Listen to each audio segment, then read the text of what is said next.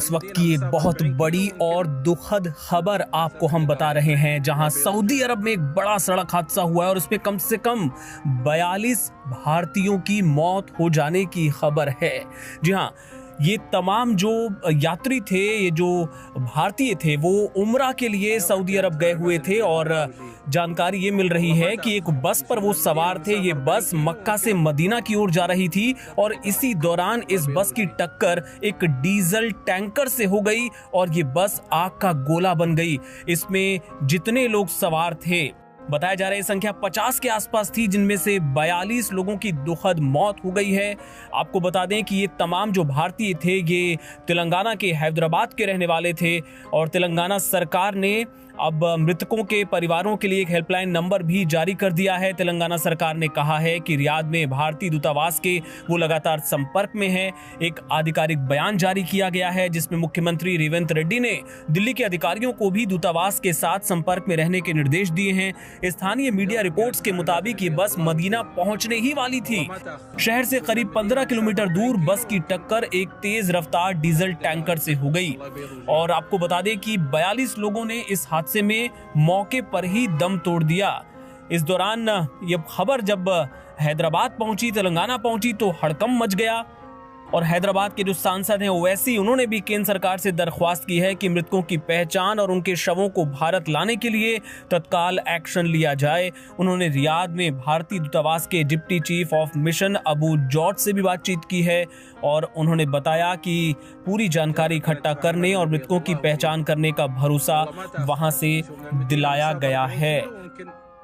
ये मुझे भी खबर अभी मालूम हुई है कि हैदराबाद के 2 ट्रैवल एजेंसी, एक fly zone tours and travels और अल मक्का हज एंड उम्रा के 42 हाजी मक्का से मदीना जा रहे थे बस में और बस को आग लगने से मालूम हुआ कि सिर्फ एक शख्स की जान बची है। कंफर्म नहीं है, बात कह रहे हैं कि पूरों का इंतकाल हो गया। तो मैंने इंडियन एम्बेसी रियाद में जो DCM है अबू मैथन जॉर्ज साहब से मेरी बात हुई और उन्होंने मुझसे कहा कि कौंसल जनरल जिद्दा भी और वो ख़ुद इस पर मालूमात हासिल कर रहे हैं और जो भी ज़रूरी कार्रवाई करना है वो करेंगे।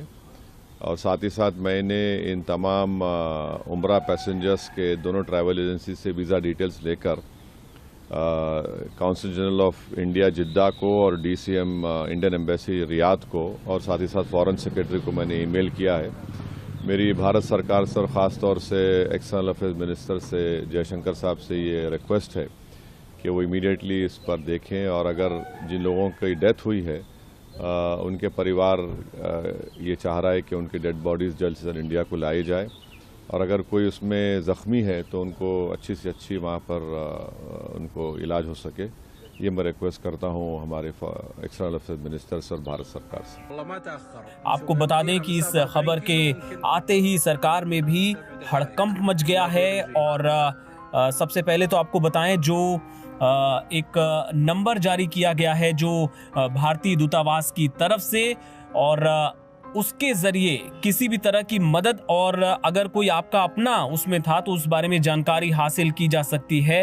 ये नंबर्स हम इस वक्त आपके स्क्रीन पर फ्लैश कर रहे हैं। इसमें एक टोल फ्री नंबर है और इसके अलावा एक व्हाट्सएप नंबर भी शामिल है। आप चाहें तो इन नंबर्स को नोट कर लीजिए। इसके अलावा आपको बताएं कि विदेश मंत्री डॉक्टर एस जयशंकर ने भी ट्वीट किया है। उन्होंने कहा कि बहुत ही ये दुखद हादसा हुआ है सऊदी अरब में और जो हमारी एम्बेसी है, जो दूतावास है रियाद में और जेद्दा में, वो लगातार भारतीयों की और उनसे जुड़े परिवारों की मदद कर रहा है और मैं शोक व्यक्त करता हूँ, संवेदना व्यक्त करता हूँ उन परिवारों के प्रति जो इस हादसे में मारे गए हैं और दुआ करता हूँ कि जो घायल हैं वो जल्द से जल्द स्वस्थ हो जाएं। तो बड़ी खबर एक बार फिर आपको बता दें, 42 भारतीयों की मौत हो गई है सऊदी अरब में। ये भयानक हादसा हुआ है। इससे जुड़े तमाम अपडेट्स आगे भी आपको देते रहेंगे।